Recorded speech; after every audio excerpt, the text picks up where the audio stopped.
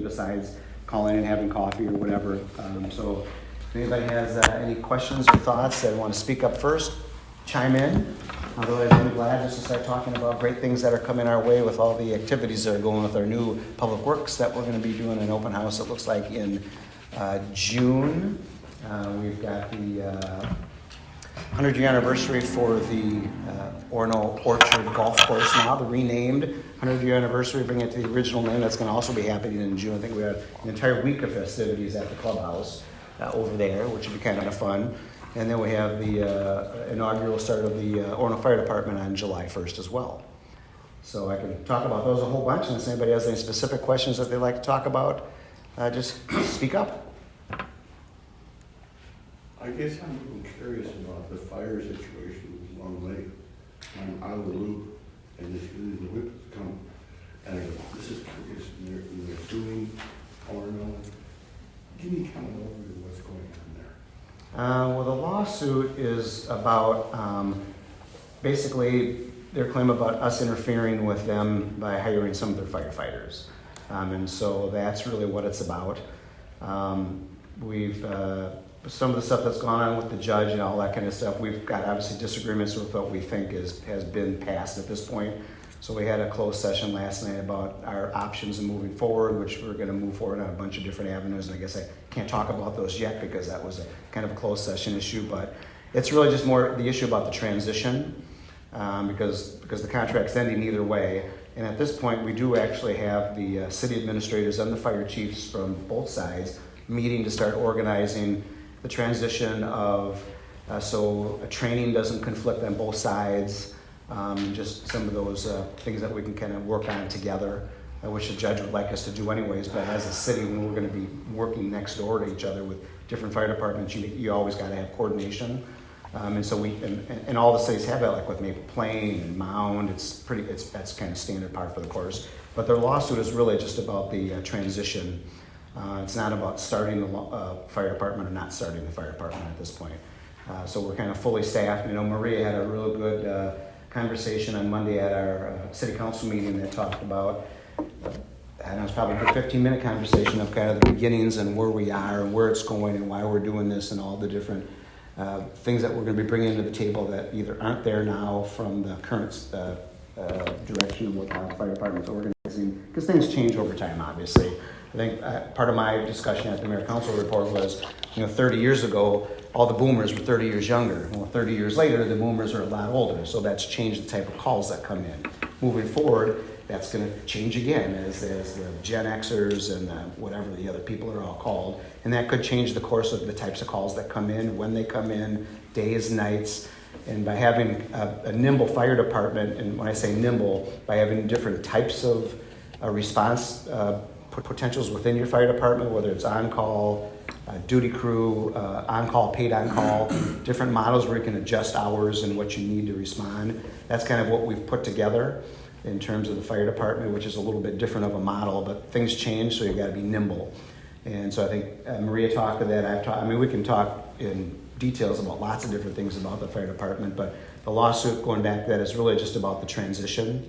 Well, that's not totally true. It's also about the fact that you tried to build at Station 2 and without connecting with Long Lake. Well, what's funny about that is we're getting into thought police. Like a judge says you're in contempt because you planned a building on a piece of land that you own, even though we didn't do anything. You're in contempt because you walked your own property, you planned something on your own property. Legally, there's some very challenges with actually defending that from a judge's standpoint. So we'll be seeing that in court as we move forward, and that was part of a closed session last night, so I'm not going to talk at length about that. But well, it's in the contempt order, and everyone can read it online. That's fine. But it still is part of the lawsuit. Something. Usually you're in contempt if you actually do something. We didn't do anything, we just planned, which it's like the thought police. So that's our perspective on it. And additionally, in talking about a nimble fire department, some of the things that the city of Orono is working on in relation to Orono Fire, where they're implementing duty crews and they're also have volunteer firefighters, these are also things that the city of Long Lake has been working on as well. So it's not totally true that they're doing something totally different. They're doing something similar. And the other piece of it that's also like is not really true. I'm losing my train of thought here, but Now, Kelly, let's make sure everybody knows that you are a Long Lake resident. You are, and you come and say lots of stuff. You post lots of stuff that's misinformation. I do not believe that is true. I don't post. I believe I post my opinion, and I try to post what I believe is factual. I understand that I have an opinion about the direction that this is going, but I would not say that I posted misinformation. Well, we'll I do not disagree agree. about that. Yes, we will. So anyways, that's a long discussion about the lawsuit. It's really about transition in terms of people and transition about the service. Because it's a fact that July 1st, we're starting and taking over the Navarre area, which is about a third of Orono. And the other 2/3 comes due in a year and a half. And then that's the next piece we just need to transition and work with Long Lake of how we do that orderly. And the other piece that like Denny spoke to is that he frequently says the contract is coming to an end. And that is true. The contract does end at the end of December 2025. But what I believe is a misnomer is that the only then direction to go is to then build Orono Fire Department. That is not the case. The city of Orono or the city of Long Lake has said, and I know that they have reached out and said that they are willing to extend the contract and that they are very interested in moving forward with and doing like a shared services agreement and continuing to work with the city of Orono. So what is being said in terms of like, this is ending. We have to do like the implication that it must be done this way is not totally true. There are still options on the table that would allow both cities to work together. Which I did address on Monday night. I don't know if you had a chance to listen to Monday's meeting. No, and that's all right. It was a long meeting. I think it was I was here probably 6 hours. So a long night. Well, between work session But and everything else. You can click just to that part.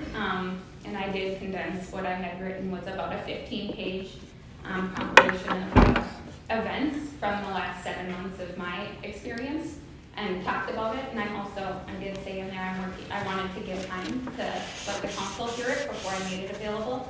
But I did meet with Adam this morning and it'll be available online by the end of the week. So if you want to read it or watch it, it will be available. Well, my recommendation would not be to just watch that. My recommendation would be to watch the fire safety report as well as other pieces of the meeting to get full context. And that's all. It's all, yeah, and you can click through so you don't have to listen through like conversations regarding like the bluffs or like builds and things like that. So you can specifically click on the different topics. But when I'm talking to people, I always recommend, like, don't just listen to the things that I'm saying. Don't just read the mayor's letter. Don't just listen to what Maria is saying. Listen to, like, look at all of the facts. Make sure you're reading the contempt orders. Make sure that you're watching the news or doing the things like that. You're checking all of the sources. Because I always tell people, I'm not trying to tell you what to think. I'm trying to get people to think. Mr. Mayor, can I interject something that would maybe be helpful for the gentleman who asked the question? Phil, yep. So the premise seems to be publicly perceived that there is a litigation between the fire department and the fire service in the city of Orono, which I know because I've been at least arm's length but very close internally related as a volunteer public servant and a planning commissioner, that there have been scores of meetings, not just a couple of meetings, between the administrative leadership of the city of Long Lake and the administrative leadership of the city of Orono in discussions about renewal or extension of the expiring contract versus having a municipally owned, operated and funded independent fire department, and offers have been made consistently and persistently between the two parties. The governance of Long Lake and the governance of the city of Orono to pursue that as a possibility. And the city of Long Lake, in persistence, has had difficulty at best relinquishing some of the power necessary for a large municipal operation of a small third-party contracted vendor of services. And we've actually we had we had 2 newsletters last year that discussed a whole bunch about the fire department. We had one, I think, in June of last year, which was very extensive, talking about some of the negotiations and the offers that were made. And then just in this last November, we had an extensive one in our newsletters too. So there's additional information there, because you are right, Dennis. We have had a number of conversations, and we still continue conversations these days in terms of what's reasonable and what's not, and everybody can have their own opinion. But a couple of our no-goes, which is everybody kind of knows this and it's been communicated very well to Long Lake over a number of years, is that we won't give up our ownership of Station 1. We own half of that. And they want our ownership. They want us to give it to them, which we're not going to give that up because we're going to use that for our fire department. And they also want veto control over what we do, which for somebody who's 7% of the business, essentially, doesn't make any sense to give them, it's kind of like our police contract where we do policing for a whole bunch of cities. They don't have veto control over anything we do. We provide a contract service to them. We meet with them every quarter to talk about all the different calls, the budgets, and all that kind of stuff. And it would be kind of no different moving forward, is that the whole premise in the beginning was, let's just change the contract where you're running it to us running it, and just make it easy. And that still to this day is just a no. So we can only be responsible for our half of the conversation. We're trying to work towards something. But we can't be responsible for the other side's 50%, because they have not come to the table genuinely at this point. I don't agree with that at all. Oh, okay, I appreciate your Long Lake opinion. I appreciate that. But it's a fact. I'm also a fire wife. When somebody comes and says, we want you to give us the station and give us $2 million, that's not an offer. That's. May I observe, I'm an Orono resident and a former firefighter. And I've observed over the last 3 years that both cities, in their negotiations, here I've got to get the delicate terms, but they've both been looking out obstinately for their best interest. That's fair, but it's now come to the point where it is clear that the contract will end at the end of 25, no question. But what you do thereafter is what one ought to examine. And it is so far still a food fight that's going to be costly. I don't believe there's much of a chance that the costs borne by Orono to have its own fire department will be higher than what Orono citizens were paying for the joint services of Orono, Medina, Minnetonka Beach. What you're swapping is an old arrangement, and in Orono's persistence to run its own independent fire department, I think the facts are clear that it will be more costly in the near term than the existing model. The model that they should be following should express many of the values that Maria mentioned in her treatise on good governance, good management. It was a well-stated and presented piece. So, the model that I recommended, and I think everyone else has recommended, is what is being done in the industry nationwide. It is not to start your own new fire department. That's not done. It's inefficient. It's costly. The better way is to aggregate surrounding communities to cooperate, contribute their equipment and their men. Paid-on-call firefighters are not bountiful. I served because I was retired. But a lot of people that have jobs find it to be very difficult to both work and respond to fires throughout the day and evening. The current business model for fire departments like ours is to do a fire district. And it takes time, and it takes some sacrifice, and each individual city contributes its equipment, actually hands it over to an independent third-party corporation. doesn't have politicians governing it. It has sort of an independent board. Fire board. And that's where we should be going. It expresses all of the values that Maria expressed. It is not uncommon. It's now, in fact, the model that people do. Now, Mayor Walsh does want to have an independent fire department. I think he's mistaken. I think it's expensive and it's inefficient. But you're heading down this path. Why the two cities haven't, by this time, said, look, we're headed to a bad conclusion. Nobody's going to win in this. Let's go back to the bargaining table and try to settle our differences. It's not my fault. The problem is that the politicians get very obstinate. Agreed. And we've run out of time. So something has to be done, and I'm hoping that as we move along, wiser heads, more reasonable heads will get together and compromise. Well, let me give you a little bit different perspective on that, too, and a couple different facts as well.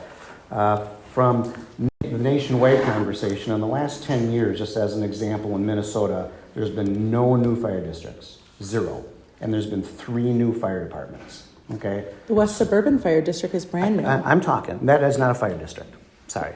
They're called a fire district, and the Excelsior Fire It's not a fire as well. district, I'm sorry, you're wrong, it's not a fire district, and I'm talking, thank you. A taxable fire district, I think, is the difference there. Okay, so there's been 3 new fire departments, there's been no new districts. You can go out to Corcoran and Loretto, they just merged because they were going out of business. They've merged to survive. That's not a fire district either. And so that's a little bit different conversation of what you're talking. In terms of a fire district, I have no problem with fire districts, and I got 2 different versions of what that answer is. And I've told everybody, we're always willing to talk to everybody. Medina and everybody's been talking about a fire district for 20 years. They haven't got to first base yet. There's a lot of issues that a lot of these cities have with infrastructure, costs. How do they even come up with any money to have a fire station in there? Because they need a fire station in Medina, and that's going to be $20 or $30 million because they're going to have to build it from scratch from a headquarters standpoint. From a fire district standpoint, we're willing to talk to anybody, but I've said once we're on our feet and we know exactly what we have ourselves. We've already reached out to Mound and told them, hey, we'd love to talk to you in the future. We're about the same size, about potentials in the future. Because you never know, these conversations take a long time to kind of figure out, right? The little players like Long Lake, Excelsior, all the little players, they can come together in the end as part of that. But you got to get the big people who are driving it to talk in the beginning, because that's what's going to actually drive it. I can also say that we can also be our own fire district.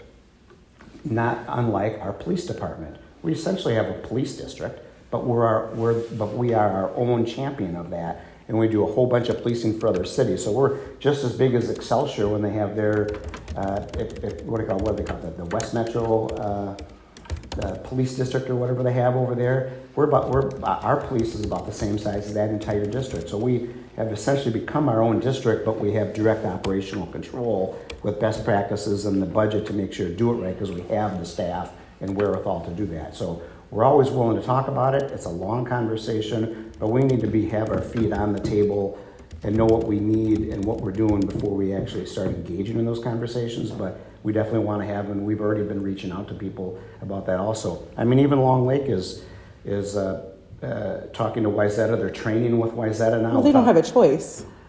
Geez, do you always interrupt everybody? I do. I guess you do, don't you? One person talks. Yeah. So they've started to practice. They didn't ask our permission. I guess that's great. If they can go do that kind of stuff, they're looking at a grant to possibly see what it's like to merge with Wayzata. I'm not sure how that would work over there, but it's great that everybody's looking at different options. But they don't happen overnight, that's for sure. Because I said, this district over here, they've been talking for 20 years, and they've got nowhere today so far. A common thread in your response is that these other local fire departments are trying to merge and get efficiencies from combining communities, not go alone. Well, This is the they first time, merged. Mayor Walsh, that you really admitted that you think joining other fire departments makes sense. Oh, I've always said that. I've never had a problem with that. I may not be correct in saying you've never said it before, but what you're doing in this case as you have refused to try to go back to the drawing table with Long Lake. Okay, you're because wrong. these- I will just tell you, you're I'm one. sorry, you're- he's Do it now talking. You're wrong. Before you cement all of these standalone entities, the expensive go-it-alone structure, that's very expensive. While you're in this nascent period where you're giving up on one form, why don't you go and redesign it with Long Lake? Instead of saying, nope, none of us can agree on anything, we're gonna go it alone.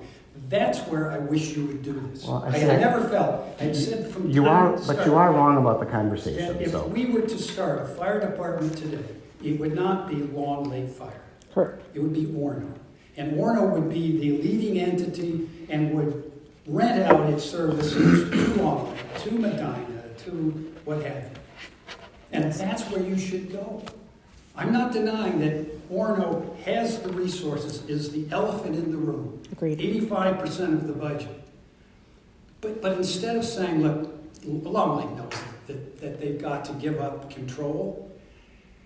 I'm not too sure that all of them are willing to say that or have said that so far with you, but I know that the negotiations have not gone well. And I wish that you'd get back. Maybe you need to have emissaries that do this negotiation, but I haven't seen an attitude on either side to give up much. And I'm frustrated. I think you need to go to Long Lake and tell them that. I mean, He that's, Say that about you, that's- and it goes back and forth. If I may. Yes, you may. Jim, thank you. I've been attending the Future Fire Services meetings, which is the region, right? The areas around here trying to look for a solution. They've been involving the representatives, the legislation in general, because there isn't the funding available right now to do that. What it takes in the deferred maintenance of all of our surrounding areas. I mean, no city is without needing money for their department. That is not unusual. The investments that we've made in equipment are necessary, but we have the budget to do that. Other cities don't and need that. So the fact of joining before there's anything, it would deplete Orono's service, or it would deplete what Orono has currently, because no one else has enough to bring to the table, and they've said this much. That's why they're going to legislation to say we need the funding. We can't fix our current buildings. We can't buy new trucks. Orono is figuring that out and putting things in place. And it is, like I said, it's not my favorite step. It is not my favorite approach. That being said, to get a stable base is what all departments need. And if we can fund that and long-term get what we need, yeah, I would love to forego this whole transition and be able to figure it out. Unfortunately, where it's got, because of the politicking, because of the chain of command, no other contracts are communicated by council members or mayors. They're all done by the city. That process before I was appointed was flip-flopped. Council members were the ones doing that. We have now put it back in the last 2 weeks. That is what I personally went to Long Lake and said, can we please role reverse here, get us out of it, and let's have our cities talk. And now the city administrators are meeting, and I think exchanging emails on the regular. Our city chiefs are, and now we have equal parties represented by in-house experts that can get it. And I think that, unfortunately, do I think we needed 2 chiefs? No. That in itself, I can tell you about the costs that and I'm not shy about it. There has been money, and part of this transition is expensive. But to force someone, and what I said actually to Charlie in our meeting with him, I said, I feel like this is my high school boyfriend, where I just want to start dating. Let's call it boyfriend down the road. We ended up getting married. It worked out, I know. But we were 14, and maybe So he you're wasn't. just a metaphor. he's really not here, he's just a metaphor. I can't do it, but I'm like, why do we have to put the title? We will get there. It will naturally happen. And is it frustrating when one person can see this is where we're going to end up? But to play that hand early and force someone into something, calling it, where it's like, we don't know what it's going to be. It is the current contract as it sits, needs to evolve. Everybody agrees. It's not a good starting block to build off of. So why not just start working together and then get there? That is wonderful, and it should be the philosophy that both cities are following. Unfortunately, they aren't. We're getting it. Well, It's been 2 weeks. But you're, I think yeah, that's not there. wonderful, but we're 2 years into this, and we're Even running more. out of We've time. been having this conversation for years. Equipment, yes. Long Lake has been starved for equipment. Nobody questions that. And I will only say in passing that it has been the Orono City Councils, not just the mayor, the Walsh administration, who, when Long Lake would come, and then I would agree with this thing, that when he would come and say, gee, we need $100,000, 109, I think, the politicians at Orono would say, no, look, let's not increase the budget. We've got taxpayers, we've got voters who are going to look at this, and so let's just leave it at 100,000. Yep. I'm one of the two, have just spent, I'm guessing at $3.5 million to catch up on underinvesting in trucks, in equipment, and now we're in flex right now, and the time to correct these imperfections in the model are while everything's in flux. And I'm afraid what we're doing is we're going to go hell-bent for leather to end the contract at the end of 25, and then see where we go. Well, by that time, we've spent, I think, with building, rehabbing, and with trucks, and with salaries, I think you're close to $10 million. I agree. Oh, No, we'll Jim, talk about this I think it'd be in- more. You're being facetious again. No, Well, Not $10 million. It'll be I have- 15. I have all the numbers, Jim, and I'll be happy to Okay, go we're over going to have them. coffee later We today. are, yeah. Well, and this is a thing that people have been asking for repeatedly. In fact, I was looking back on comment cards from May 2023 where residents have asked repeatedly, and I've seen repeatedly here during public comments where people ask for what a budget breakdown is going to be for this department. They have yet to be provided with one. So I would like to keep talking. And It's a the, public safety issue. well, no, if I'm going to get called out for it, then so is everybody. What's interesting, So, a Long Lake resident demanding stuff from the city of Orono. I'm not You know? demanding Oh, anything, you but are I was constantly invited demanding. here. Everyone is invited here, and I am allowed to speak. So if I'm going to get called out for interrupting, which I haven't since, everyone else has to play by those same rules. Can we all agree to that? Well, you don't set the rules for meetings, Jim. Well, I mean, I didn't set the rule. I was But told you're the rule. attempting to manipulate This the is what I rules told of the the meeting, and it's inappropriate. I don't agree with you. I think Well, I'm you can trying disagree, to but- follow the rule. Okay. But what I'm saying, what I would like to finish saying is that I have been very concerned all along of a David and Goliath situation, and I hear sort of this sort of demeaning sort of vernacular about the little players, the small players, and that they can't come to the table. And to me, it implies that they're not bringing meaningful things to the table, when really Long Lake Fire has been successfully serving this community for 20 plus years without complaint. And the things that I worry about is that if what we're saying is that it's not a fire district, but then it is shared service agreement. And those things can continue to be negotiated, and that they can move forward with a shared services agreement, which is exactly what Jim is talking about, which will save people money, which will bring resources together, and will sort of end this sort of divisive nature of what's been going on in the community. And I think that it's really unfair to Jim's point, to ignore the historical nature of the underfunding of Long Lake Fire and put that on them now as though that it was a failure on their own part. It was not. This was a collective decisions made by multiple cities, and that needs to be rectified now. I have never once said that we shouldn't spend more money on fire. I'm a fire wife. I believe in investing in public safety. I invest in public safety at midnight every night, like every time a call comes in. These are the things that I believe in. I truly do. And I believe that additional dollars should be spent. But I don't believe that what is happening is the way that it should go. And I align with Jim on that. Jim, so when I did my research to prepare for this, one, it took me 7 months of learning how, to be fair, I didn't know when I saw the ad in the newspaper looking for someone. I knew 0 people on Orono Council. I knew 0 people on Long Lake's Council. You knew Vicky Seals. She wasn't on the council. Okay. She had left. Go ahead. So, sorry, I'm just waiting. I think we're all heading in the same direction, But- but my point is that let's do it in the least expensive, redundant way.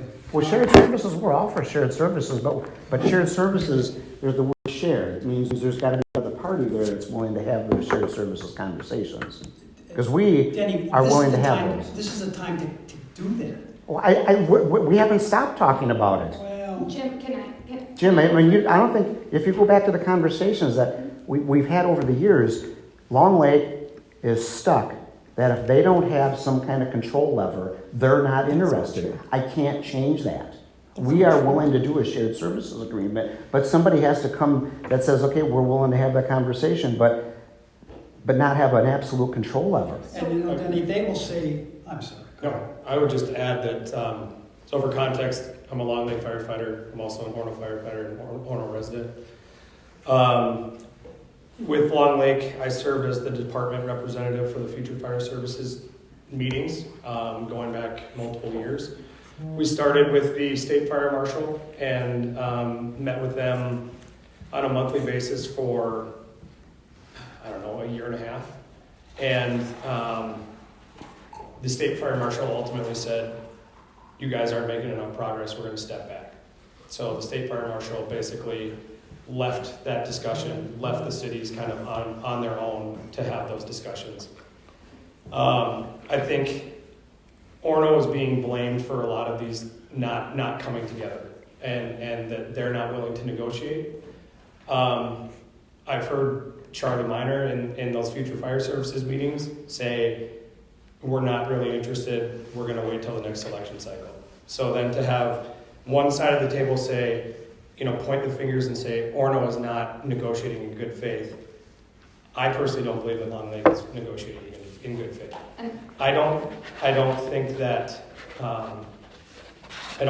then all the divisiveness in the community and within with the politicians, I think it's better to get Adam and Scott in the same room to talk about this. Get the politics aside. It's been going on. And just Adam and Scott as the city administrator and from both sides, from both cities. So I think that there's too much fighting, there's too much history between the city councils, the mayors, that I think we need to get those discussions in the hands of other people.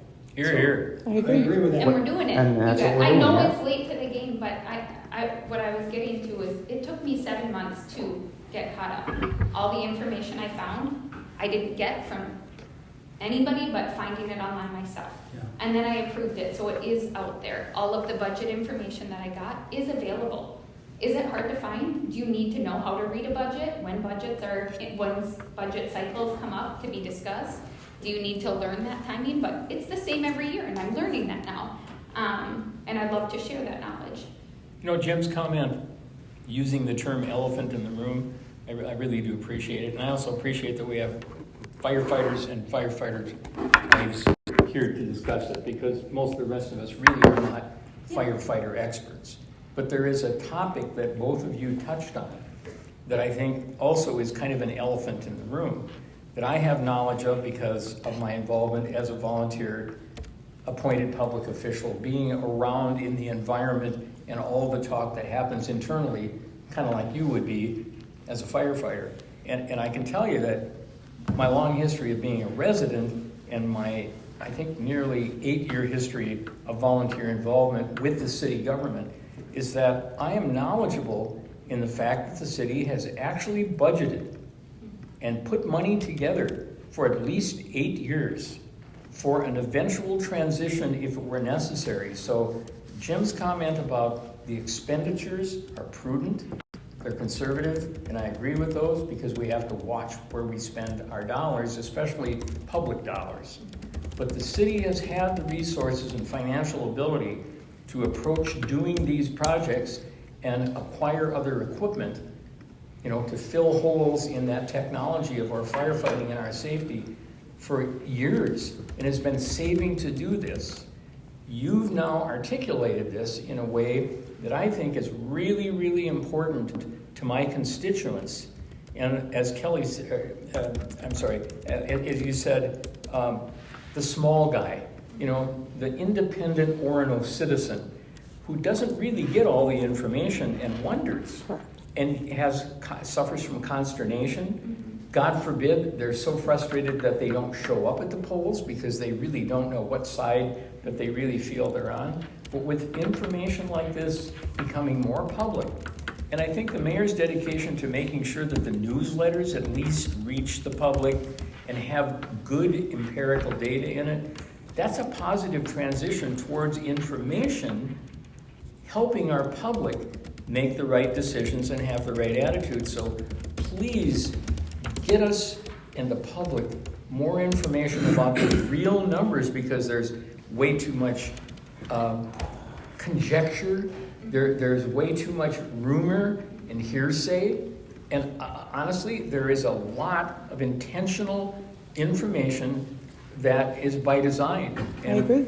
We really don't need the contention and the distraction of the public from the real most important matter, and that's safety. Agreed. And I tried to remove all emotion. I tried to just get it as clean as possible, and I will work with the city, and we have a commitment like I said, I understand the frustrations, but I do think part of the change management is celebrating the milestones, right? A long time in the making. 2 years is frustrating, but yeah, in the last 2 weeks, we hit a milestone. We got the city administrators and chiefs working together, right? And yes, is it well overdue? Sure.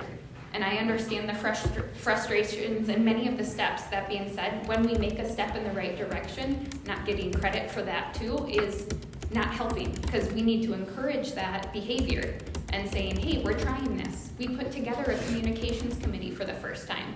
We are, for a city that it takes time. I mean, I had to learn a lot of things, and if I came off and said this day one, I mean, I just had a woman who I've been doing this 7 months and doesn't trust me because how I got appointed. I told her, I don't blame you.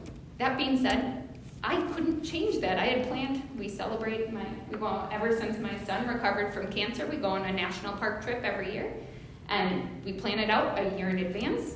We were going to Alaska, and there was nothing you could do or say to stop me. And just because I thought I had something to offer, I didn't know, and I met with everyone. I did everything I could, but when I was in Alaska and found out that that's how that was, and how that's the only reason you don't trust me, you know what? I'll keep working for trust. I have no issue with that. I have zero issue. That being said, it's been 7 months, and I keep showing up, and I keep putting in the work, and I hope to earn that. My understanding from that woman, though, is not that you were in Alaska, that was the thing that was the mistrust. It was the entire process. So it could have been you, it could have been anyone sitting in that seat, and because they hadn't gone through an election, that was the part where whoever was sitting in that seat would have to earn the trust. And that's where appointments have been done before me. I was not the first appointment in that position, and that's what I would say. So you didn't like the process, and therefore aren't willing. I don't blame you. You're entitled. Well, just keep the numbers out to the public. Yep, we're going to work on Let that. everyone know more about the numbers. Yes, well, speaking to that, just because I haven't spoken up, and I'm just an Orono citizen that's kind of watching from afar and seeing all those fireworks and saying, what in the heck is going on and why? But I'm going to go read now, because I have somebody who can give me some background. Hopefully I can understand better. But the one thing that has been mentioned, but kind of not mentioned, is being a taxpayer, we all look at costs. So there is probably a transitional process that's going to go on over a number of years, and there's going to be probably a bubble of expenses. And I got to believe that the smart people around this room have already developed that, so we know kind of our ongoing costs and when it's going to taper back down and so forth. And so is there any grand numbers or a good place for me to look, or can you give me that kind of number? And I'm going to work on that. We did prepare some of the things, like I said before. Budgets are made annually. Sure. Adam does a fantastic job, if you've ever watched his budget presentation, of his 10-year projections. For me as a business owner, it's very impressive, because projections are just that, but finding a way to plan. That is why CIP funding in general is hard, because when we've planned 10 years out and you come saying, I need this now, well, that impacts the entire rest of your budget. And what we've done really well over the years too is we have incrementally been adding our budget, whether it's roads or parks or police or fire. We've already been doing that for a number of years, incrementally building up the budget, knowing what we need to do from an investment standpoint. And so we've been doing that for a number of years. And so we've been able to do that still without changing our tax rate at all. And so we have, when you have a good council over the years and you can plan like that, it's a lot easier versus all of a sudden saying 1 year, I need to add a whole bunch of money to my budget, versus we've been incrementally adding it. And Long Lake has obviously helped with that because they've been increasing, for 3 years in a row, they've been increasing our cost by over 20%. So they've forced the issue at the same time just for that. But we've been putting in the dollars for capital investment little by little over the years already. So we've kind of built a base and we're just working it up to where it needs to be. And then it'll be flatline. And Adam has that in the annual budget, so this last year, and then it'll be coming up this year again. So we do have solid stuff, and Maria's going to be working on, because the chief had to put all this stuff together too. You know, so we have all these 10-year plans, which she talks about, that shows all the purchases. Some we did leases on for 5 years, just to even out the dollars as it moves forward, because we have different ways we can do that. But it all works in the end. Because we were able to do all this incremental stuff over time, which is very helpful with the Well, and I agree council with Maria good that guidance. I would like to commend you for acknowledging two things and ask you to publicly pledge to pursue with genuine interest efforts to get back to a joint collective endeavor for the fire department. Build it while it's still in flux. Number two, I too have a financial background, and fully allocated costs is what I'm also working on. And I would like to have you, the two city administrators, do that, because there's the old bit about numbers don't lie, but liars use numbers. Something about accounts, I'm sorry. I don't use an account. And it is tricky because the fully authorized accounting practices have a lot of discretion.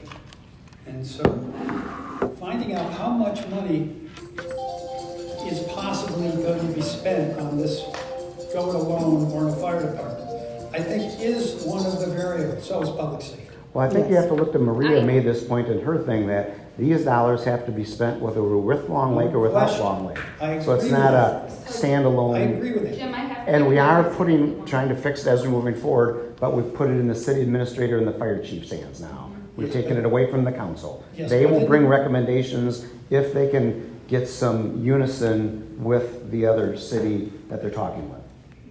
But the forecast, so far, the expenditures that Orono has done in terms of capital equipment, if you were to allocate that across the life of an asset, the costs of now current operating costs, salaries, gasoline, replacement of equipment on the short term, that's expensive. I mean, fire departments are very expensive as fire safety standards improve. So going it alone is a very expensive endeavor.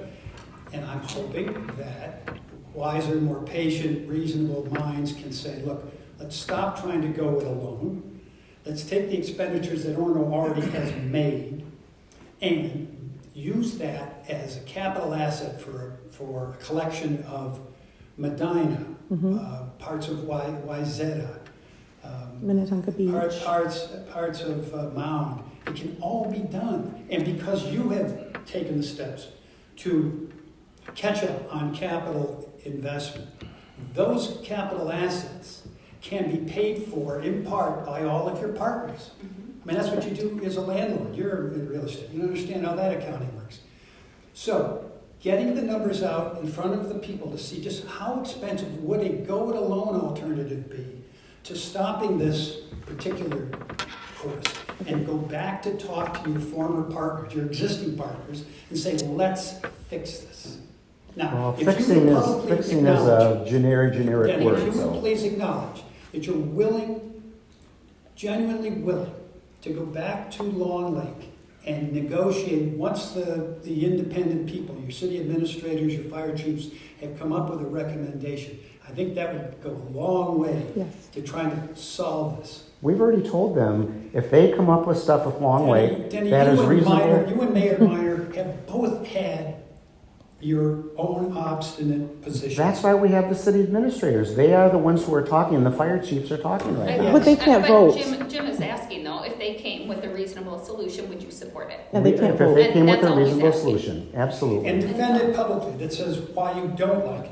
Absolutely, that's I've why heard we rumors put it about- in their hands. I've heard rumors about what the other guy did. And then you talk to the other guy and they have objections about their counterpart. Yeah.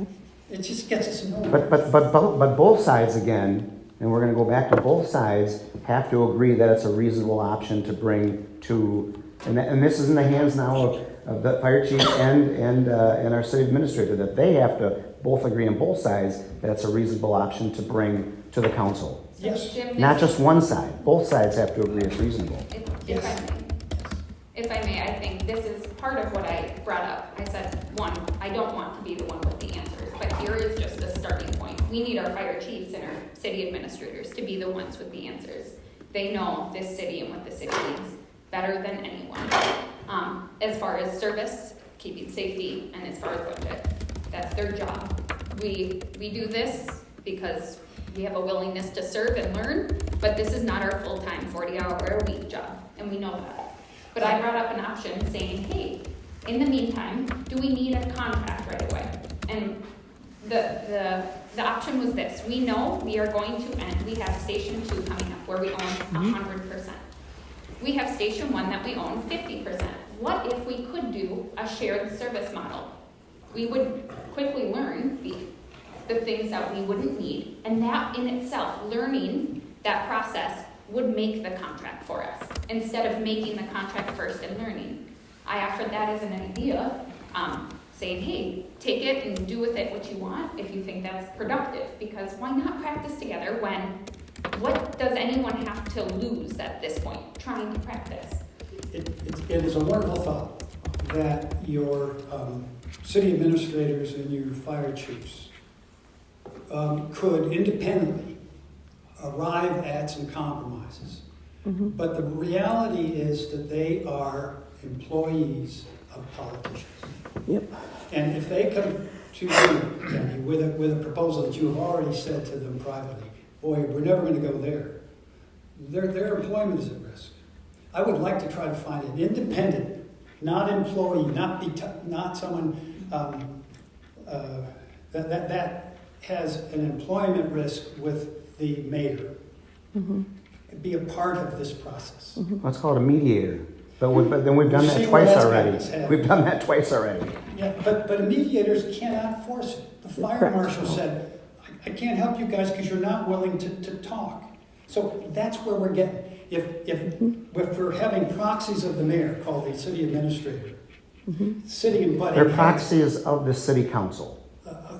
Okay, the I'm city one council. vote. I am one vote of Whether that's five. a difference without a distinction, I don't know. But okay, but I want to have an independent, informed crew of people part of this Yes. process. Because so far, the proposals of compromise that have been reached over the last 2 years, I think have gone back to the mayors, to the city councils, and it's been vetoed. Right. On both sides. I think, and to a degree, we've tried that over the years.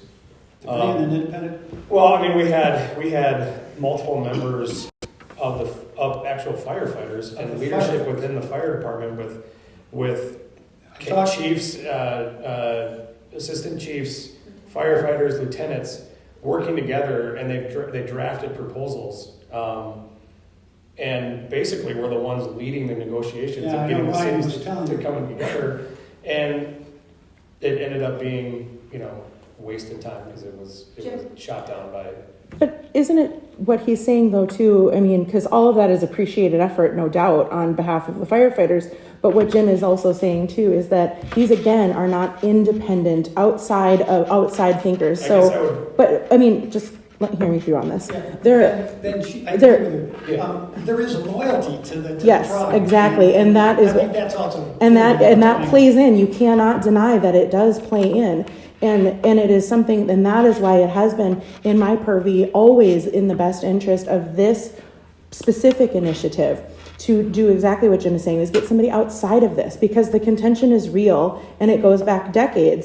You know, I hear it coming when they say Long Lake has increased by 20% with no acknowledgement that everything is increasing everywhere. Prices are increasing all over the place. And it's not fair to totally place that on Long Lake. And that what Long Lake is proposing with a shared service agreement is not to maintain control themselves. That is not what they're proposing. They are proposing a shared service agreement under an independent fire board that does not include any city officials. Well, that we won't abdicate our responsibility to our citizens to a board that we don't have any control over, because it's. And therefore, you won't abdicate any sort of recommendation through an independent analysis as well. That's why we have city administrators and They're not talking fire independent. chiefs, and we have been. Well, you know what? There may not be a perfect solution. As the Ben has already said, we've got Long Lake that has said publicly that they're not interested in doing anything until after the election. It's hard to get somebody to the table to do anything. And that's your city council you should talk to about that problem. I do talk to them, Have you Denny. talked to them about I that do problem? talk to them constantly. So enough. Would you acknowledge publicly that you'd be willing to have independent third parties not affiliated with either of the parties, either of the cities, to be part, not just the concluders of, or the judges of what it is, but to be a part of the discussions and the rendering of a compromise to the two cities? Would you be willing to bring in? I would have no problem doing that with a couple of caveats. One is they can't force it on us, because only the council can make. We will not abdicate our responsibility to make decisions for our city. But I'd like to have accountability. But I would have no problem saying somebody to come up with recommendations that they think are plausible. And I will also say we had a mediator that's done that twice, who made his own recommendations to both sides. And have we the public, heard them? No. We can't. We're not allowed to talk about But it. here we are. Okay? But I will Each tell ya- party does this in silence behind us, and then comes out and says we can't reach a conclusion. I would like to hear what whether you call them a mediator or an independent council, render some recommendations. I want to hear that. Correct. To think whether or not, those are reasonable positions. We Everybody does, including. So are This you will- willing, Yeah. Mayor, I don't even get that. to allow on this group of representatives, an independent, non-political, non-employee, a group of at least one or two people? Jim, I think I've already answered that. I thought the answer was I no. did not hear You it. said yes. I won't abdicate the responsibility to have them come up with decision. this is what you have to do, because No, only I was not saying that they were somebody saying with put an ultimatum, recommendations. but I want the public to hear what those recommendations Oh, are. absolutely. We are for the mediator at court to be able to say what he wants. Okay. We are for Let's that. not get a court mediator. But we have to have the other side agree to that is the problem. And Deal. that's I mean, That's- we'll shame both of you into. So we want the mediator to be able to talk. it. Part of going into trial, we will, just so you know. Once it enters trial, then that will be public. And all of us will get that. So all we have to do is believe that when both cities say all options have been explored, that means, and I actually talked to Charlie about this, because he's like, don't you think you need to say that we've explored all options? And I told him, I read your statement, Charlie, when you say that, the option on the table would be very logical to explore. Did you not? And he said, I can't talk about it, but it would make sense that you think that. And I'm like, all right, well, I can also see from my experience that looking at the contract where you purchase the operations and gift a building, I'm like, yeah, that'd be a hard one for me. I've never gifted a building in my business experience. I don't see how that would be a starting point. But again though, I hate to focus too much on litigation. All it does, Jim, is get us through our contract. It does nothing to build our future. And all of that is just the end of the contract everything that is on. And the in discussion litigation's in not the gonna news. do anything. Someone's gotta ask the question at some point, what is the litigation accomplishing? Does anybody know? I know. Because it's not stopping the fire department. No, It actually, what is it really accomplishing? So far, it's costing us fines. No. Well, those are- according- No, we're not. Ac- We paid $0. It's cost us at But- least but- a but- contempt. a But what's it gonna contempt fine. accomplish is the question. We're trying to get this thing settled, and all we're doing is wasting legal fees and goodwill and trust. I agree, we didn't start the lawsuit. But I also think that the start of the lawsuit was, and I think that it is written into the contempt order, is to prevent any actions that would negate Long Lake Fire from being able to fulfill their contractual obligations to Orono, Long Lake, Minnetonka Beach, and Medina, which the judge has agreed with three Well, times now. they So, have- they actually but haven't that proven is, but anything that is what that it has is. happened. That is what is that what the that is what the But lawsuit what's is it presenting. accomplishing? But what is I it? I think I just said that it is accomplishing. Finishing the contract. It is allowing them to finish out their contractual obligations to the cities that they have, and when they feel, whether you agree or not, is that some of your actions have prevented them from being able to do that, and a judge has agreed. And so, but that is what it And we is doing. disagree with the judge. So And that's we're fine, gonna- but that's what it's doing. And your own fire chief said in his presentation at Long Lake just a month ago that it's amazing that everything is great. They have more people than they know what they need. They have a great pipeline. He said that in public, which is the exact opposite of what he said in court. So what would you call that person? I I'd do call them not think that is, misrepresentative. and everybody is welcome to watch that, and they're also welcome to read the transcript of what happened in court.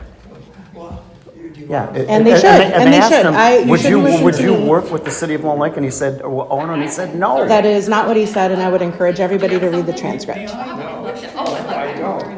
The transcript from the evidentiary hearing it's posted on the Figure Out Fire resource website, so if you're looking for it, you can find it there. Can I summarize what I Yep. think we've agreed on?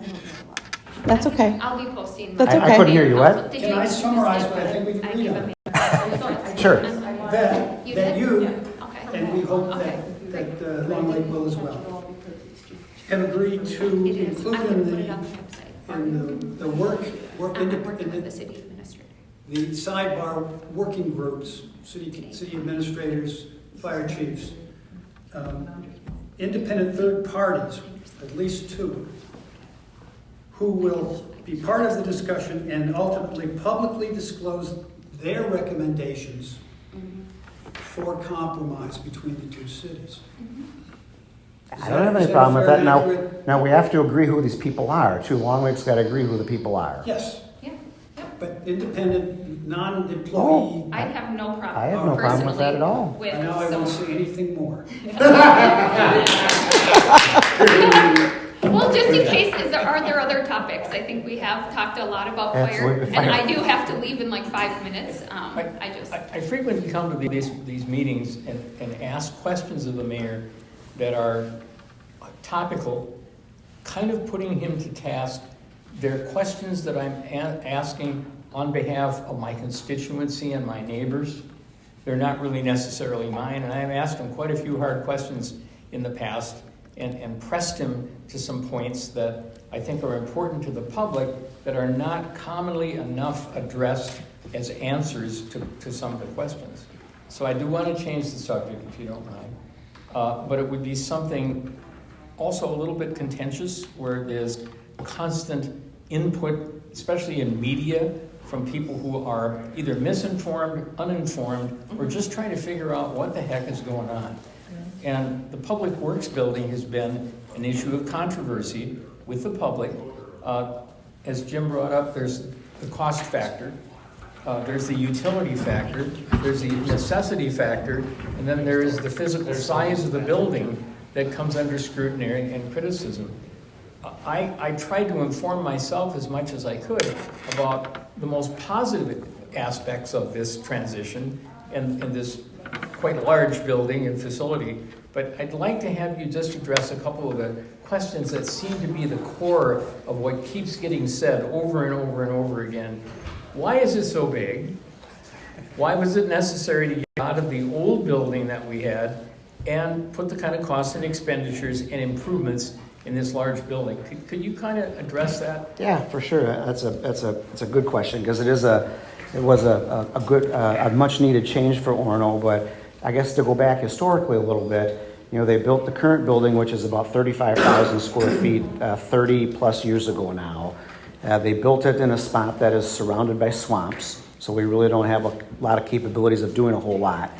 And over the last 30 years, we've had there's more roads, there's more water and sewer. We do much more recycling days. We have all the different things that people drop off and need to get, whether it's chips and salt for all the roads, for public works. We also do in-fleet maintenance now that was never talked about 30 years ago because we've been doing so much outside work of whether it's the police cars, all the public works vehicles, all the staff vehicles that were for inspections and everything that we're doing. We were doing a lot of stuff out, and we decided a number of years ago that we're spending so much money out of the city for doing all this stuff that we could actually bring that in-house. To hire third-party services to do that work. We bring it in-house, hire our own people for the same cost or less, and be able to have then everything we have is our own first priority. And be able to take care of this stuff because obviously you want your police vehicles to be ready to go. You want your all your plow trucks during the wintertime to be operational. All the staff vehicles, and now we're obviously got the fire equipment. And so we built in the new facility, which is 65,000 square feet, I believe. And we did a very large, over a course of a year, a needs analysis with everybody, with the architect of what the needs were, how big everything was, to be able to fit actually everything in the building. And now we had to add an entire maintenance, fleet maintenance area to be able to bring vehicles in to actually take care of them. You got the car washes, we have our own gas station there. We now have a water meter when all these developers need to come, get lots of water. They'll wash off the roads and stuff, not as much public works, but normally what they were doing is going to fire hydrants all over the place. We had no meters, so we didn't know exactly how much water they're using to be able to build them. Now we have a specific meter to come fill station for all the water for all the developers. We got the meter and we know how much to charge them. So we've built this efficient model. Probably 65,000 square feet will last us 20, 30, 40 years. Who knows what more stuff we're doing, right? But we've also got built in, you can expand the building another 40% in the future if it's ever needed. So we built in the flexibility for that. They have much more room behind the building where all the salt and the sand and all that kind of stuff is going to go as well. Because like now, for example, in the facility, when they have recycling day, they have to move all their vehicles. They have to move all because they don't have room for all these things. And so they're a little bit handicapped from a cost standpoint. We knew this was coming, and so we go back to the old incremental issue, right? We had a whole bunch of bonding debt that people had put in place before my time for roads and water and sewer. That to me, that kind of payments should be built into your budget because you can plan for obsolescence for roads and for water and sewer. So we have built up all those over time, so that's now in our budget. But what we did is as we paid off all of that debt over the last 6 years, we reallocated those bonding dollars of, 800,000, let's just call it. And we then moved it over and said, we need to pay for this new facility. We knew interest rates were going up, so we bonded for it at 1.9% for 30 years. So we did it ahead of time because we knew interest rates going up. So we were actually making money in the bank more than the interest rate. But we took those same dollars, and so now we have a brand new facility. And that's what philosophically, I think, and our fleet maintenance helping all of the lines of business that the city of Orono has, being, inspections and staff and fire and police and public works and all that stuff. So that's a short, long answer. A lot more details about all those certain aspects of that, but that's a great question because it's a big building, it's a beautiful building, and it was nice because we owned the majority of the land, and then we bought 6 acres from the state that was left over from when they did the old Highway 12 corridor. And so we bought that and combined it. And you probably couldn't find a better place to put it next to a highway because obviously public works makes a little noise. When we did design it, we did go meet with the neighbors and we brought them in during the entire design process so they could see how it was going to be designed. And we put lots of buffers of trees along the back. I think we were going to paint it green on that side so it doesn't stick out as much. And so when it was all said and done, they walked away about as happy as you can be, when you're getting the public works building next year. They were satisfied that we took care of them and did all that stuff as well. So we kind of thought about everybody in the process. I'll repeat most of that if I can. Is that written down someplace, that whole explanation? That's been also in our, in the newsletters. Okay. Sometimes you gotta go to the newsletters to kind of look them up, but, because I don't remember which ones that's in, but I know I've talked about it a number of times just to let people kind of know what's going on, and my daughters give me grief all the time as we drive down Highway 12, because I'll say, God, look at that beautiful building, and I say, oh my God, Dad, we know. So what, in the annual newsletter, I don't know if there's a more recent one, but Every 60 days. every 60 days, okay. Well, I noted that Ron Olson retired. Yep. And the question I have is just a general one, is what's progress on replacing? Has somebody been hired? Oh yeah, no, he actually had somebody that he had been mentoring for a number of years. So you promoted from within? Essentially, she went somewhere else. She worked for us for a while, temporarily, because he had some medical issues, and so she came in and took over for him a couple of years ago. She worked here for probably a year, and so when she went somewhere else, when he came back, he kept in touch with her and mentored her, knowing that he was going to be retiring in a couple of years, and she was the perfect fit. Smart, knows Orono, and she's all numbers. I know, she is sharp, really sharp. I know that Ron may have been in opposition for my plea at one time, 5 or 6 years, no, maybe 3 years ago, about the home improvement association that I proposed that maybe the city could co-partner. I can't remember which one is that. Well, I'm a member of an HOA to take care of our spur road. Yep. And we have an archaic document, it's a 1978 document that causes all kinds of conflict among the members that are. Oh, the association. That's the association, nobody can come to agreement, they're old election processes and everybody's got unanimous and that's very difficult to get done. So my plea was that to enable, as is done over in Minnetonka, and I think Edina does it, and Bloomington does it, there's a model out there that you can use the city's, essentially use the city's funding vehicle to encumber our properties with an assessment that we have to that we would then fund our project of redoing our road. Our road is now 40 years old, it's dilapidated. I learned when I was doing the background at that time that there are about 40 to 42 of these spur roads, and these spur roads are not going to be anytime added into our city service system because of the cost. And so we maintain what we maintain, we snowplow what we snowplow, etc. But ours is falling apart because it's just simply old. Well, guess what? We've got a couple that don't want to move forward. And so it's holding it up. I've gotten the bids, I've done all the work and all the stuff to get the background. We now got $100,000 sitting in the bank and we can't spend it because somebody says no. And so I was looking to the city to assist us by using what I think is called a home improvement something. It's a vehicle by which we would then get Private mutual fund. well, essentially, Essentially. essentially, you would provide it, the city would provide the vehicle of assessing us so that nobody can escape it. Lower interest rate. And, yeah, and we get a favorable rate. The city would have to pay some fees, we would reimburse for those fees and so forth and so on.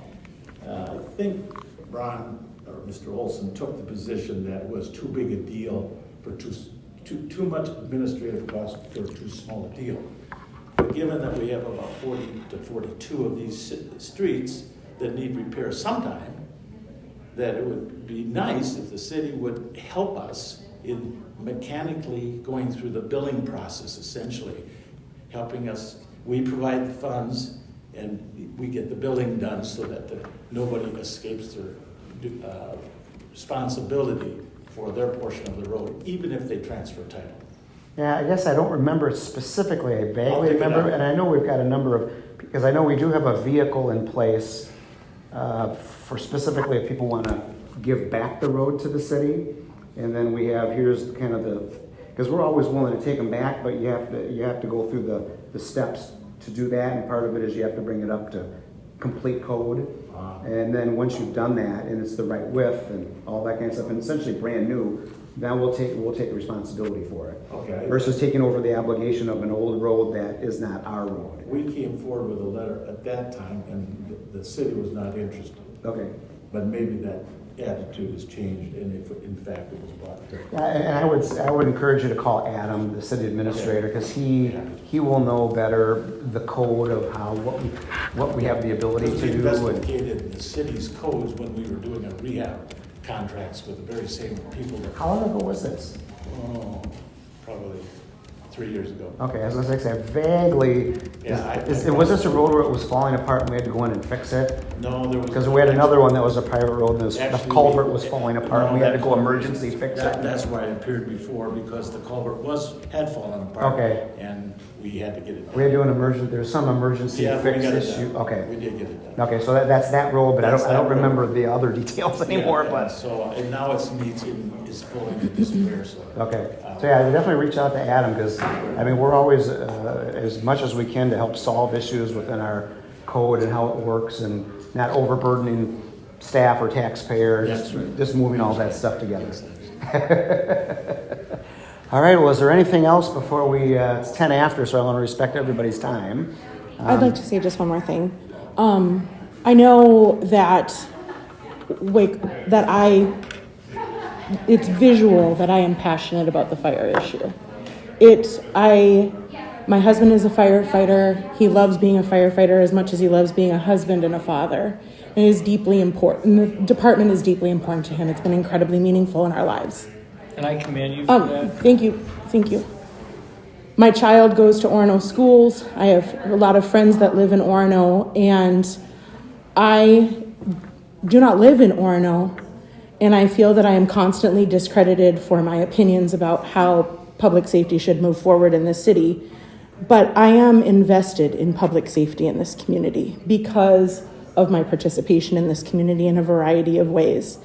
And I've said this before, it is not undeniable that I am passionate about the issue. And I'm going to continue to be passionate about the issue. And I echo all of the things that Jim said. I champion moving forward with finding shared services agreements. And I really hope that the cities can do that. That is, and has always been, my main goal for the future of the fire department. We all wish for that. So I just want to say, because I feel often personally attacked because I have a differing opinion, but what I'm hearing is that there are commonalities in the things that we think, and I've always believed that to be true. But I feel that because I'm passionate that I get personally targeted. So if you are seeing that from me, like sort of what I would maybe even refer to as a hostility or things like that, it has nothing to do with the people that sit at the podium personally. It's because I just disagree with the way that this is going and has been going for much, much longer than 2 years. This has been a conversation within the fire department. Pre-COVID, this has been conversation. So, and I have been privy to those conversations. So I just want to say that if you're seeing that in me, it is because I do care so deeply. It is not directly related to hostility it is not directly related to any hostilities to specific firefighters whom I all love or these council members, because the majority of them outside of Maria, I don't know personally. You know, your articulation of this prompted me to say something that I really wasn't going to say because I thought we were running out of time. But I feel obligated, just like you do, passionately to say something that I think is very important. After 6 years of being up close and personal and internally being able to have very forensic observations of how my city government conducts itself and how it reaches out and has repeatedly been involved in conversations with the city of Long Lake, having gotten feedback because of my public comments, both online and at meetings like this, from officials and administrative executives of the city of Long Lake, I can tell you without any doubt that it's not really about public safety. It's really not about firemen and their well-being. It's really not about good public service. It's about individual and selfish private need to retain power I agree. within the city. I don't agree with within the retaining city power. of Long Lake. It's about power. And just let me finish, because I let you finish. I understand. There are individuals in the city governance of the city of Long Lake that do not want to relinquish power that's necessary for a large municipal government to continue functioning either in partnership and in concert or independently. And if you want to put blame where blame is due, start going to the Long Lake Committee and use your articulate presentation to talk to these guys and tell them, they really need to come into the 21st century, not only about their thinking, but about the budgeting. And I think the most important thing they need to be aware of, they may very well very soon be looking for a new customer and a new beneficiary and looking for a new gig, because they're going to put themselves very shortly in a position, regardless of the court intercession, in a position of not being desirable as a commodity in a third-party vendor service of fire services. And you have to remember, not my opinion, but the opinion of adept, experienced legal counsel, that the state of Minnesota protects sovereign municipalities from being forced by any entity, including the court, in entering into contracts that are not desirable or can't be negotiable in mutual consent benefit to both parties. So again, Long Lake might be looking for a new partner and a new customer and beneficiary sometime in the very near future, about a year away. Again, I don't agree that it's about retaining power. I don't. And I think it's evidenced by the solution that they're bringing forward. So, and to you and to everyone here, you should know I am participating actively in having conversations with all members of the Long Lake City Council. So that is happening. I either attend or watch all of their meetings in the same way. I'm responsive to them in the same way. I am constantly in engagement with my own council. And you should know that there's personal I'm sorry, please allow me to finish. I don't agree with you. I don't agree that is what they are doing. So, I mean, that's just where we're going to come to a stopgap here. I agree with Jim in what Jim said, is that there has been problems on both sides. And I think as an outsider looking in that it's only reasonable to point that out. And I have. In fact, that's you can shake your head, but it is true. And I am having those conversations. Any sort of... Well, because I agree with what their solution is, though, because You've never called out Long Lake on your website. Well, but in November 2022, though, attacking Orono and pointing fingers at I don't Orono. feel that I'm attacking them. I feel like I'm correcting facts. I mean, there's two parties involved. I feel that I'm correcting facts. That is what I believe. And the reason why I don't do that on Figure Out Fire is because I believe in the solution. No. It's not biased. My opinion is not biased. It is not my bias, Ben. I don't have a bias. It is not. The definition of opinion is okay, biased. well, you can Google that up yourself. But I am not. I don't like. I agree. I don't openly criticize them because I agree with what they're doing. So that's why they're not getting openly criticized. To come negotiate in good faith, you think? I don't believe that that's true. But they said that in public. I don't believe that it is true. You don't want to believe it's true. That is not true. I don't believe it's true. You attack I do not. But everybody in it's coming from the man who openly calls me poison from the podium, sir. I haven't been. Orono firefighters poison. I didn't call them poison. I haven't been banned from any social medias. I haven't You been are kicked poison out of. that is ruining this department. I would love to see you. Thank you. You're happy to send that to me. I would. Bye, Jim. It's just Just remember, the coldest winter I ever spent. I just fundamentally don't agree with how this is moving forward, and I am happy to have conversation with anybody who wants to have conversation with me about it. Thanks for coming. And have offered to have conversation. You believe that Long Lake is totally blameless? Absolutely not. I said I agree with what Jim said. I said that I agree that both cities have misstepped throughout this process. And as a matter of fact, like you know as well as I do, that in November 2022, that I was asking the city of Long Lake to not to allow this transition to take place. And after that, I started doing some research outside of the two cities with independent experts that are not city. Actions speak louder than words. Okay, You well, come to I'm every sorry, one of our but I'm council meetings and you still yell at speaking. us. Well, you call I've me never poison, seen you. sir. I've never seen you in those 2 years Sir. ever go to Long Lake and Watch criticize them ever. because I'm not Ever. critical of what they're doing. Ever. Well, that's because But you're, I'm not- to his point, you think that they are doing everything correct. I do not think that they're doing everything Then correct. why I think aren't I've you said over there yelling at repeatedly. them like you come to our I think I and have you- said Your repeatedly opinion that is that that is not obviously true. that we're doing something wrong. 'cause you I come and don't yell at us agree with the every direction that you're single taking. meeting. Correct. And I don't disagree with some So of the vernacular that you push You are forward or biased. some You're of the biased things. online. I don't believe You're that I am in Figure biased. Out I'm Fire. sorry. You make up your facts. I don't make up facts. constantly. I'm constantly You citing make my up your own sources. facts. Precipitate a lot of the derision. I do not believe that I precipitate division. I believe that I put forth facts, and I'm Okay. sorry that it is taken that Perception way. is reality. I just disagree with you. Perception is I'm sorry. reality. I disagree with I don't you. think we need to attack Kelly, and I'm sorry. I appreciate I'm that. not. But I'm not. I think that we all agree that missteps have been made on I agree. both sides. Yes, absolutely. And Oh, good. one of the things that I wish that Orono would have done was to go to share more information from the get-go. I agree. But I yeah. think that a lot of the information that's out on social and out and even with the Care 11 story, I thought missed the mark because it only focused on the 10 paid on call firefighters. Said nothing about the duty crew model and the shift in service that Orono's That was I think not she a did real mention duty crew. well-reported article. It was not. And I think it focused on the contempt and the hiring of the paid on call firefighters. I think there's a whole other side of it, and I think that explaining what the service model is going to be can clear up a lot of the concerns that people have expressed in terms of public safety.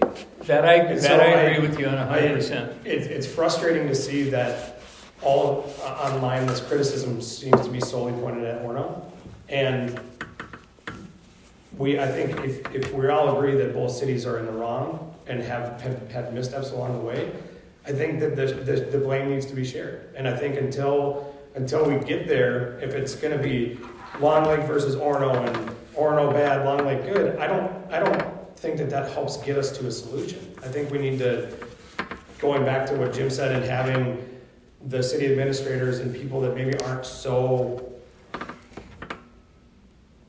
passionate, not passionate, but just so, and have so much history and angst against each other working on it. I think until we do that, we're not going to come to a solution. Well, I agree, and we have to remember, it wasn't the fire service that litigated against the city of Orono. It was the executive staff of the city council of the city of Long Lake. That's where the rub really comes from. They precipitated most of this angst and contention that's brought it to a judicial level, where even I think the judicial level is unduly influenced by the voices that are out there. Really, and we have legal counsel, people who have decades of litigating and settling cases just like this, that look at it and go, they really cannot believe and are very disappointed at both the decisions of the courts to start with in their premises, and then the service of the fines and against the city of Orono for actually not doing anything, which is crazy. I mean, I don't understand how a legal counsel who is adept at this kind of case study, that looks at previous case study and then renders an opinion about the propriety of the decision-making of the court and disagrees with it, how you can argue with that. And like I said to Kelly, perception is reality. The public gets the wrong perception from the wrong jurisprudence that makes the city of Orono out of some kind of a bad guy, when the real bad guy is sitting on the Long Lake City Council. I just don't agree with that. But I mean, when you won't relinquish power for negotiating a mutual consent agreement because it's selfishly motivated, because you want to have power in governance rather than relinquishing that power in order to precipitate a continuation or maybe a possibility of a new partnership. And then how exciting is it to continue a partnership with somebody that sues you like a little boy that wants to take his toys and go home?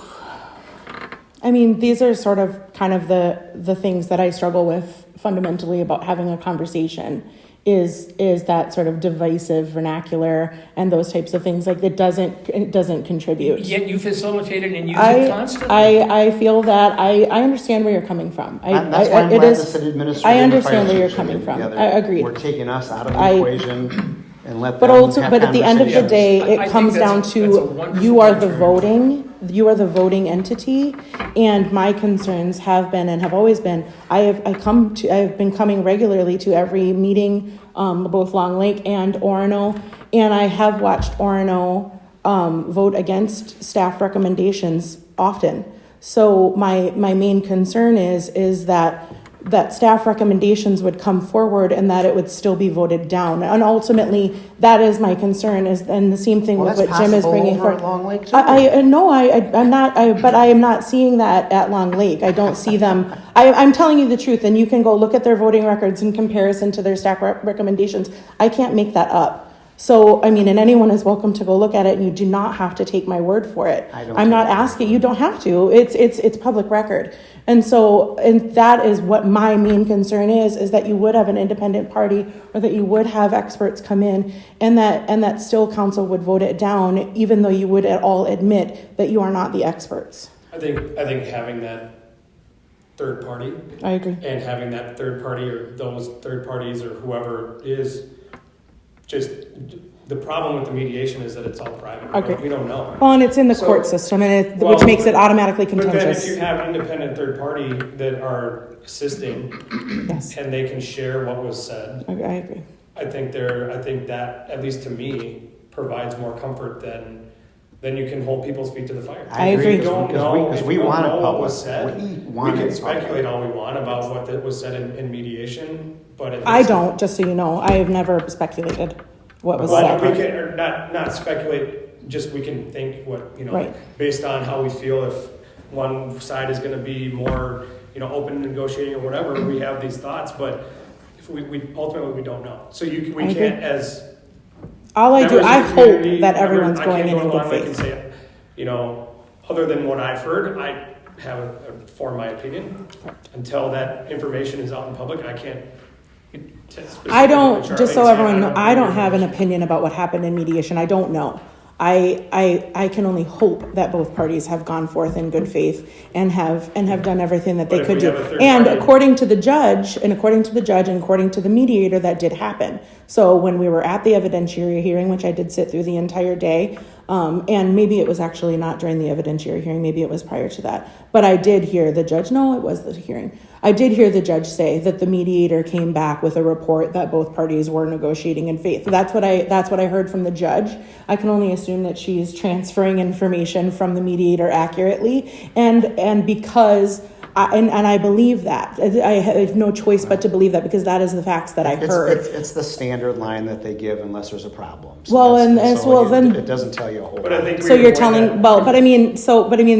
but that, what you're saying though, sir, is that goes both ways. If you're saying that's just a standard line that they deliver, well, then that could be related to both Or that's parties, what not, we figure out. exactly. So Yeah, like, it's third just, party. it's really, I think that like, I'm not willing to listen to what either city says, like, this is what I think, or this is what I can only believe what I heard the judge say the mediator said. Well, I can So- tell you there's only two things that we say are no-goes. Well, I And don't think that everything you else should is open. probably disclose what was this happening is- in mediation. No, this is not mediation. This is public knowledge. That way, and I said this earlier, we only have two things that just are not negotiable. One is we will not have somebody have veto power over our fire service. And two, we will not sell or give up the half of Station 1 that we own. Well, then I'm That's sure it. they're hearing that from you. That's the only two things. I'm that sure we- they're hearing that from you, and I'm sorry that I have to go, but I did just want to say that because I understand that often that it's on my face. I don't play poker because I would not win.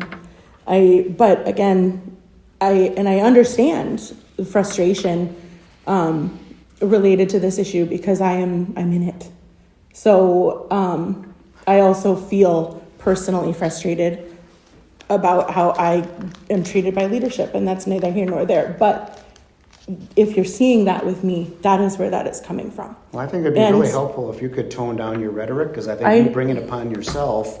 I when you don't attack- believe when that you- I when- bring it upon when myself for we've- the mayor to everybody refer that- to me as poison in any jurisdiction anywhere, We're sir. attacked No. constantly, online I don't- and in person. You I- bring that upon you yourself. are an elected So the official, tears sir, are- and you have to are behave crocodile as tears, such. so You cannot, you bring you it cannot upon treat people. yourself. I do not believe that. I don't believe that anyone would believe that any elected official anywhere should refer to people who come up in opposition to the things that they're going for as poison and repeatedly. Well, So I'm not the I, only one to say it. well, I don't care, sir. You are the know mayor. you don't care. You are I the know you mayor. don't So care. if this person over here does it or that person or whatever, you are an elected official. It's not becoming behavior of an And so elected official. and you think it's okay then to come and scream at me because I'm a public official? That And yell is at my me First Amendment and make right. up things of me and online? I don't Yeah. believe I'm making Yeah. things up, but it Yeah. is my First Amendment right to come here and speak to council.